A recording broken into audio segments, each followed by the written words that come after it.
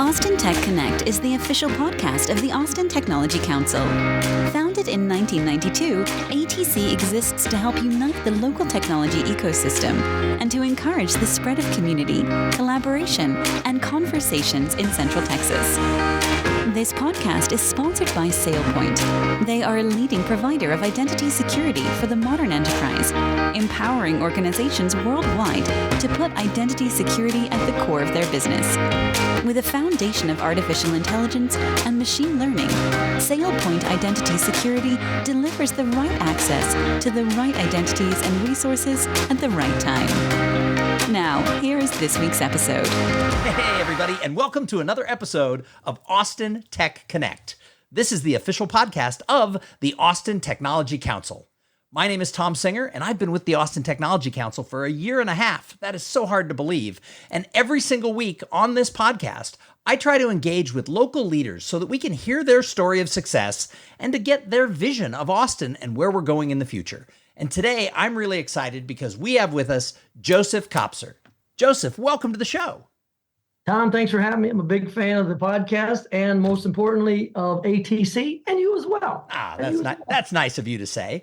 So for those of you who don't know Joseph, and if you're networked at all, I don't know how you don't know Joseph. He always is wearing that really cool hat that he has when he's out in public. But if you don't know him, he loves building teams and he loves solving problems. Now, he comes out of the military. He's a West Point grad, and he spent over 20 years in the military. And no matter what role he was in the Army, he was pulling together teams and solving problems. And when he went into business, he parlayed that into sort of his heart and soul. He is a serial entrepreneur and a consultant. His wife might tell you that he's still trying to figure out what he wants to do when he grows up, or that he's always chasing squirrels.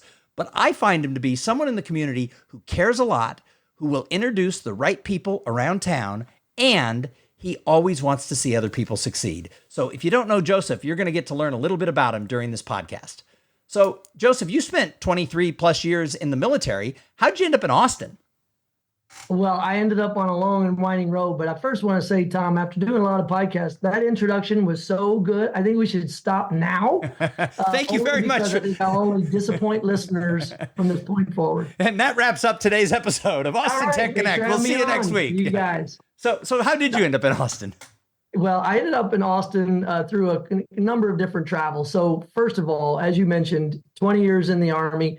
My first duty assignment ever was El Paso, Texas, which is Fort Bliss. And I met my then now wife, Amy. So literally the first woman I met in El Paso at my first duty assignment, Amy, wife of 29 plus years. And her only ask is, look, I don't mind being an Army wife. I love doing that. Her father was a Vietnam helicopter pilot. She said, but just try to keep me in Texas as much as you can. So for the next 20 years, almost every other assignment was actually in Texas, one place or another. And that ended up being 10 of 20 years. And so when we were looking for our final assignment, we decided that it'd be pretty cool to see if we could get that job at the University of Texas at Austin, running their Army ROTC department. And though we had never stepped foot in Austin, we had been to Oasis and we had been to some restaurants up in Round Rock, but that's about as far south as you can make it on a captain's pay from up at Fort Hood, Fort Cavazos, because with 3 kids, you can't have big, expensive babysitter bills. So we had never been to Austin, but we had heard of it because of South by and so much of the excitement. So we applied for the job, got the job, showed up in April of 2011, and really have never looked back. So it's interesting. On this show and on another podcast that I'd had for a long time, I've interviewed a lot of entrepreneurs and a lot of successful people who come out of the military. So why do you think that people with military backgrounds, many of them, are drawn towards this world of entrepreneurship and tech? Well, first of all, I wholeheartedly agree with you that there is something magic about a military veteran or something in their DNA. And most importantly, than beyond just their DNA, it's their life experiences in uniform, whether it was 2 years or 20 years. And so what I think makes them really good at entrepreneurship, and whether it be tech or any other part of starting a business, is we, in general, thrive in the environment of chaos. We love trying to make order out of disorder. We are not afraid of being dropped off in the middle of a desert in Iraq or a hillside in Afghanistan and told, go. And entrepreneurship at its very earliest stages is that thing. is to be able to operate in a very volatile, uncertain, chaotic, ambiguous environment, which we call VUCA, for those of you that studied military history. And we're just able to thrive in it better than some people who like more predictability, who like more certainty. And anybody think that the military is certainty and lockstep and orders and everyone does exactly what you're told, that's the movies. That's not reality. And so it's natural. And the three things I love telling audiences is that military veterans, for all sorts of reasons, are good for three reasons in business that I think number one is we focus on the mission. Like, what's most important? In this case, in business, it's customers, it's cash. Otherwise, you're a nonprofit, which is fine too. You have to have a mission in nonprofits, but whatever is most important, let's focus on that. And we do that well. Secondly, is we build teams, because we come from an environment where we have to have specialists in different areas to get the job done. And you need a generalist to be able to weave it all together. We can build teams in a way that allows us to leave the ego at the door and just focus on the best people for that particular mission. And then thirdly, whether you've been in combat or not, almost everybody in the military has been in stressful situations, deployed away from their families, long times away from home. And that's, that scar tissue, if you will, that ability to really go through what we would define as really hard times makes it so that in entrepreneurship, if the PowerPoint's not centered or you're late on a deadline, nobody's getting shot at, nobody's getting killed or hurt. And so we can sweat the small stuff, I think, a little different than some of our peers. Now, every company I've ever been a part of, it was a mix of veterans and civilians. I'm not trying to say you have to be one or the other, but it's a great blend to bring to the table. Nice. Well, let's talk about this. So you got your last assignment down here, Fort Hood area and the University of Texas, ROTC. And then came the time when you left the military. Why did you decide the time was right to separate from the military? Well, that answer actually starts a couple of years before. When I was still in the Army at the Pentagon, I was working for the then Chief of Staff, the CEO, if you will, of the Army, the 4-star General Casey that ran the whole thing. And I got to go from seeing the problems at the lowest level, the tactical level, or think consumer level of the Army in combat in Iraq. And then within a couple of years, I was in the headquarters, if you will. I was in the Pentagon, seeing how hard it is at that level to solve some of these amazingly tough, complex problems. So then the Army drops me off in Austin, Texas to run Army ROTC. And now suddenly I'm in one of those most exciting and dynamic entrepreneurial ecosystems. And I'm looking around at friends and peers and going to events and hearing about all this excitement. I'm like, wait a minute, what they're doing in a civilian business context is so similar to what I did in the military. And then at the same time, I'm experiencing the problems of, solving big problems in the military. I had a very simple problem to solve, which was going to and from work with my commute. It was bad enough in Arlington, Virginia, just going 5 miles. Then when I moved here and had to fight MOPAC every day, I said, surely there's a better way to aggregate together all the different modes of transportation to include riding with friends and carpooling and car share, and dare I say, ride share, which back in 2010, 2011, people looked at me like a hog looking at a wristwatch when they were saying, wait, you honestly think I'm going to get into a car with a perfect stranger just because I dialed them up on the phone? And I said, not only that, but they're going to come in their personally owned vehicle, like out of their own driveway. People said, never going to happen. And sure enough, it did happen. And that's when Uber and Lyft got big and the car companies and all kinds of big corporations really lost their mind for a minute. And they said, wait a minute, we have to react. And so there was a lot of great innovation and technology, and there was a lot of acquisitions going on. And our company, RideScout, at the time, was getting great traction and user uptick. And we were the right place at the right time, the right technology, and the right team. And we got acquired by Mercedes in the summer of 2014. Wow. Well, it's funny because you're talking about like the early days of those types of rideshare companies, whether it was Uber or Lyft or others. And it still makes me laugh because, the meme that's going around the internet right now is like, 2000, we told our kids, don't talk to strangers. 2012, we told them, don't connect with people online who you don't know and never get in the car with somebody. And then, 2024, call up a stranger and get in their car. Yeah. And parents feeling it's safer to have their college age or high school kid get home via the app than it would be to drive drunk or drive under the influence. And that's just what's so fantastic about this whole evolution. Nice. So you made that transition into entrepreneurship, and you left and you got your first company acquired. Then what happened to Joseph after 2014? What was next? Well, I pivoted in a couple of different ways. First and foremost, because I lived in real time how hard that journey was, not just for anybody, but especially for military veterans. Because you see, when we go 20 years or 10 years in the military, when we come out into the civilian world, people look at us in this monolithic block and say, okay, military veteran, boop, and they take every stereotype they've ever heard and they just label it, whoever it is, it doesn't matter. And so for me to be able to raise money and to be able to attain partnerships and build a company was not only hard, but it was hard because I was doing it at 42 years of age. And so when I said, well, wow, I had a West Point education, a Harvard education, I was a lieutenant colonel coming out of the Army. If it was hard for me, what is it like for younger veterans who haven't been to that level of schooling yet or don't have that network developed yet? How do we help them? And there was a group out of Chicago called Bunker Labs that I was a part of their first cohort in 2014. And I said to the founders, Todd Connor, Brandon, and Thomas Day, and some other folks, I said, look, this idea is so fantastic. So think of it as an incubator, but for veterans. I said, can I have the honor and the privilege of helping to establish the first chapter, if you will, the first franchise outside of Chicago? And we built it in Austin, Texas in January of 2015 in our RideScout offices. It was a folding table and brought everybody around the table. And that's where it started. And now I'm happy to say Bunker not only went on to be in nearly all 50 states nationwide through their great work at national, but they also just recently were acquired to be able to help really put that fuel. So that's one of the things I went off and did, was to turn around, pay it forward, and help veterans build what they're doing. The second big thing I got into was, frankly, politics.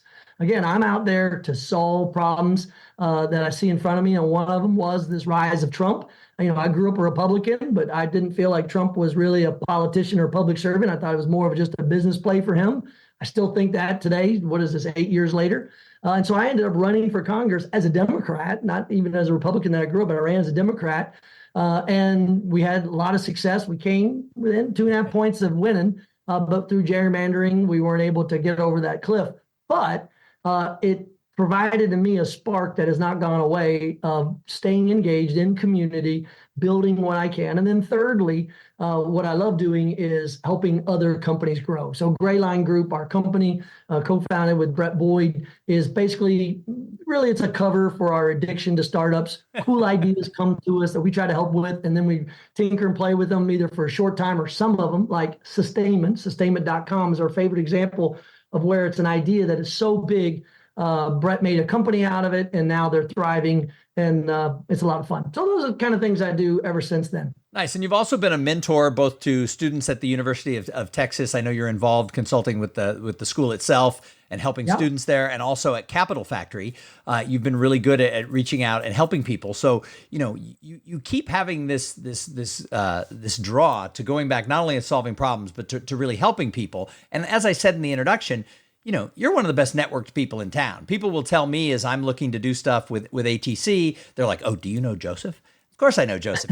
I think he lives in my neighborhood. I think you live right down the street. Yeah, we're both Circle C. That's right. You're just around the corner. But it is interesting, though, because you really are one of these people who, in a time when I think society has shifted to a lot of people, and I don't mean this negatively, maybe a little bit, a lot of people leading with what's in it for me. And this idea of being a civic-minded entrepreneur, where if you've been successful, part of your responsibility is, how do you volunteer? How do you give back? How do you feed it? You're still old school in this, that you're here to serve. So where do you think that comes from? I think it comes from Anna C. Kopser, my grandmother.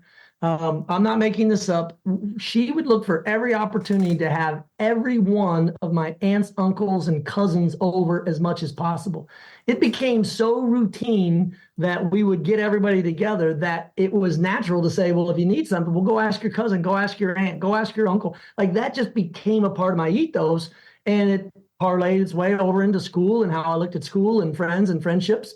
And I'm not making this up, Tom. One of these days I got to scan it and put it into a blog.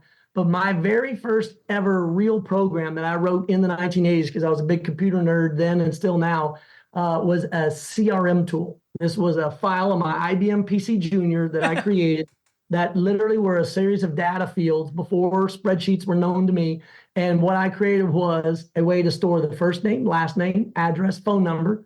Notice I didn't say email. Because it didn't exist yet, right? Because it didn't exist yet, or at least it didn't exist to us. Right. And so in doing that, I kept rosters. So when I got into the Army, I always kept rosters of who my friends were then, because I knew that someday in the motor pool, one of my vehicles was going to have a flat tire or was going to need a new muffler or whatever we needed. And if we didn't have it on hand, I knew I could walk down to 2nd Squadron or 3rd Squadron and find somebody that had it. And that feeling of reciprocity, of being able to help me today and I'll help you tomorrow, was something that I grew up from the time my grandmother taught me all the way through the Army. And then some of your listeners may not be surprised to know, because maybe they saw it before, that in graduate school, I sought out Robert Putnam, the author of the book, Bowling Alone. He is Mr. Social Capital. He's got an entire, body of work for the last 50 years that shows that if you work together, and it's those bonds and trust between people and creating that fabric together, that in and of itself is a kind of capital, like physical capital or human capital. So I've been fascinated with social capital. So it is not an accident that I go out of my way to meet people, to be able to learn what they're doing, ask how I can help. Now, there's a downside to it now, which is I've overextended myself, and it ends up making me feel like I'm not doing enough for groups. And we even said when we met at the Headliners Club a couple of weeks ago at that great event that Mitch Jacobson was hosting, which was, how do I personally do more for ATC? Because ATC did a lot of great things for our early days of our company and for my journey.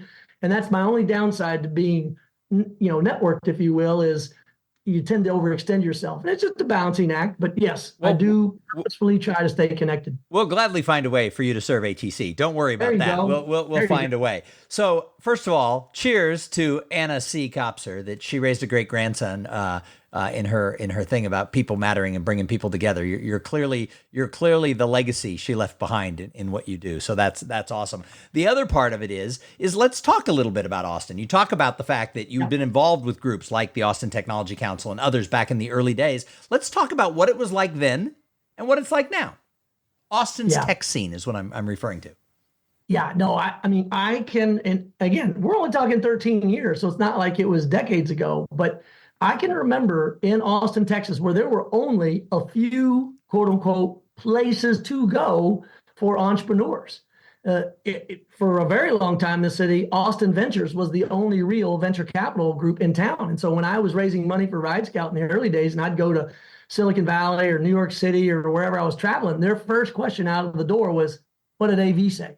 And so in some ways, we as a city benefit from the fact that so many of those folks, when they left Austin Ventures, have now created their own great venture firms, and that's brought in more. So that's a really big change. The other major change for entrepreneurs is, again, going back to this idea, there were very few in town. I mean, like ATC, Austin Technology Council, and Austin Technology Incubator, ATI, like they dominated the scene.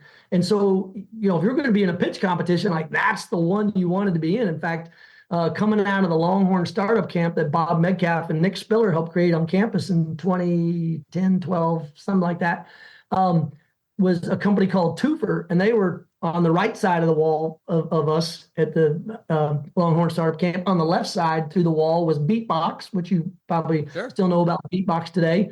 Favor was across the hallway. These were 4 or 5 companies that are all together in one spot because there just weren't a lot of spots for entrepreneurs. In fact, Twofer won the ATC pitch competition in 2012, I think. They were the year before us.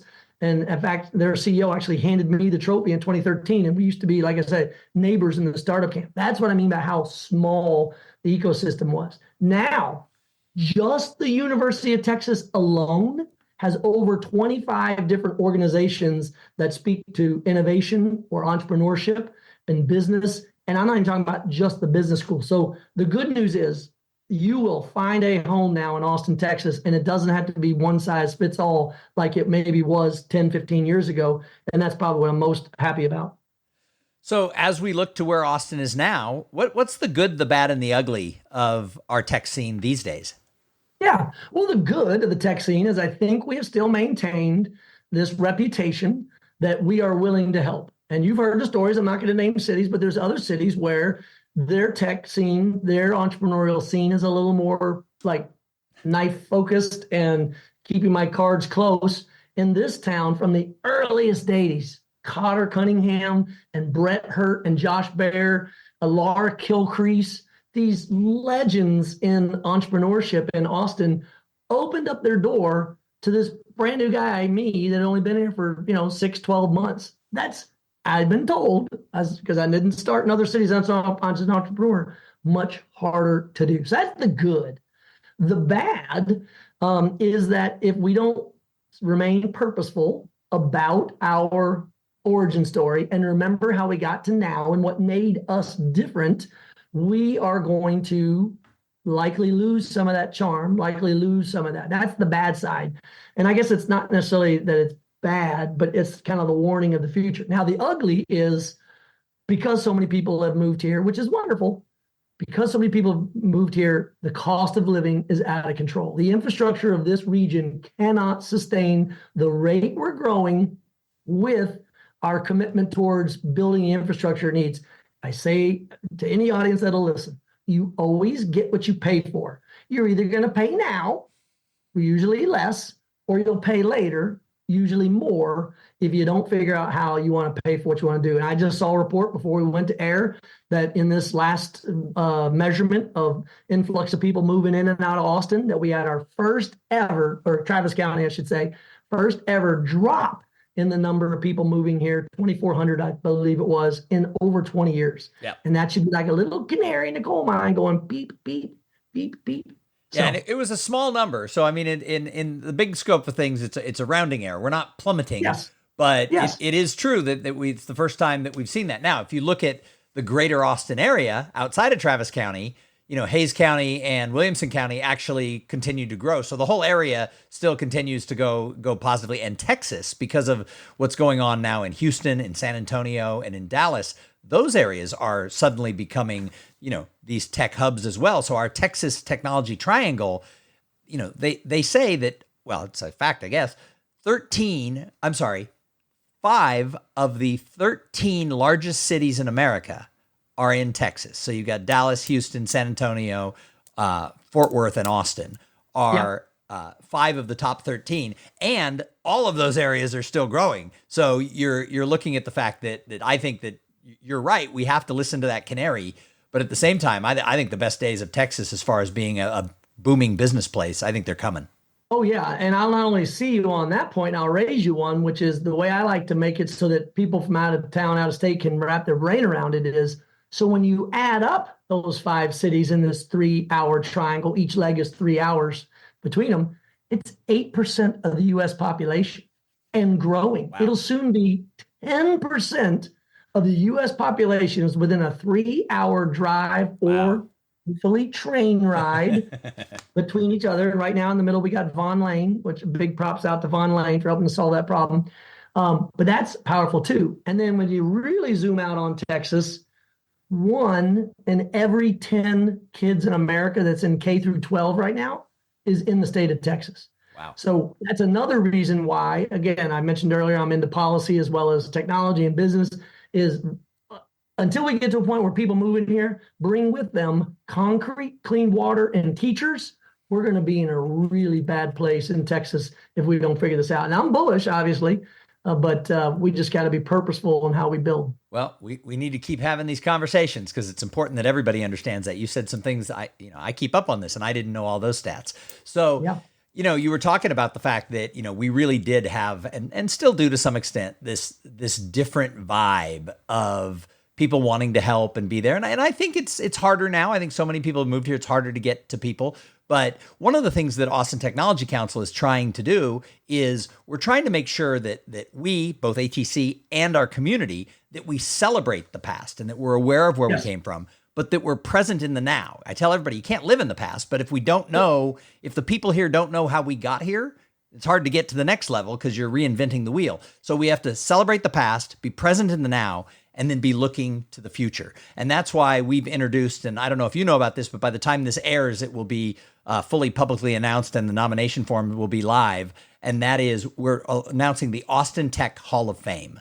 And nice. This is a 6-year build. You can't start a Hall of Fame with one person, but you can't drop 40 names into it in one day. So every year for the next 6 years, we're going to celebrate 6 legacy inductees, people who helped build, who we are and what we are and how the city got here. And we'll add 6 names every year for about 6 years.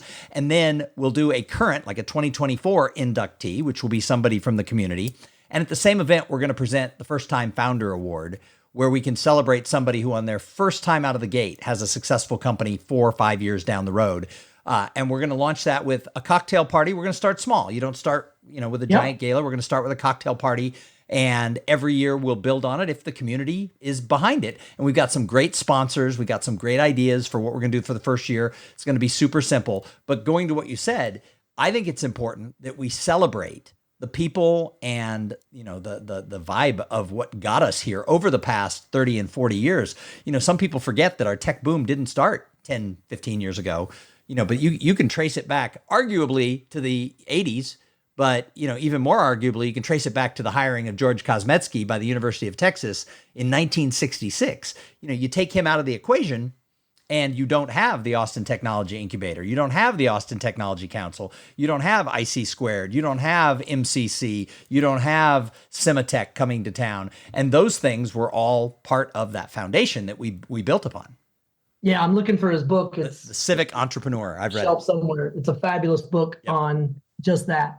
In fact, I think it was Carol or you did a fascinating 6-part series on those earliest days of Austin and how we went from what I would call an SEC football town. So think Columbia, South Carolina, Tallahassee, Florida, Lexington, Kentucky, even my own hometown.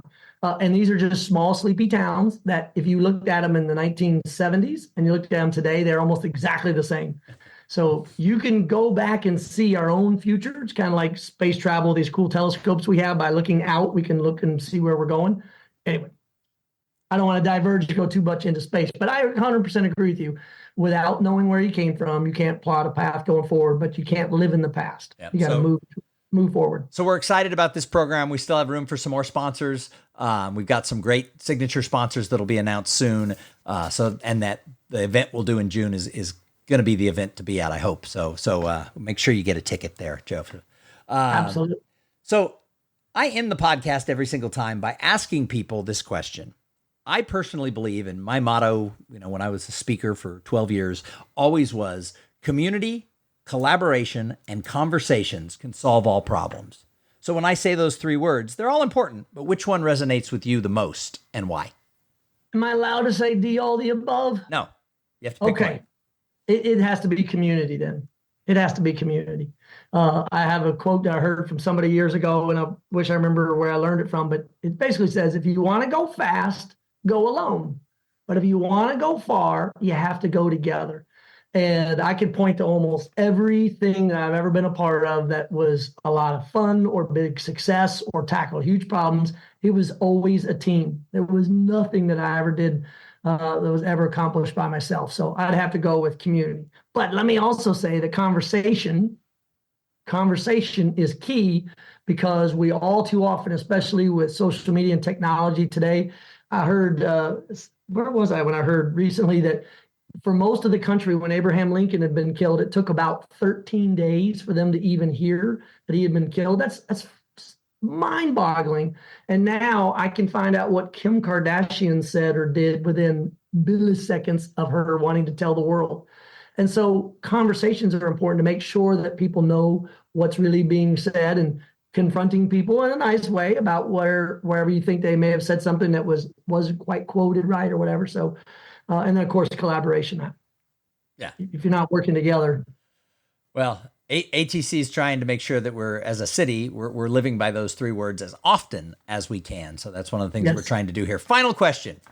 Yes. If you had a friend coming to town, somebody you went to West Point with, you'd lost touch, impossible because they're on your spreadsheet, but they went undercover. they went undercover for a few years, so you didn't hear from them. They're going to come to Austin and you want to show them the town. Where do you take them? Well, I will literally recreate the first journey that my wife and I took when we brought our friends Shannon Sintel and Amala. They were both military friends that are here now. Same trip that I took with my co-founder, Craig Cummings, when he moved here with his wife, Lawton. It starts at the Driscoll Hotel.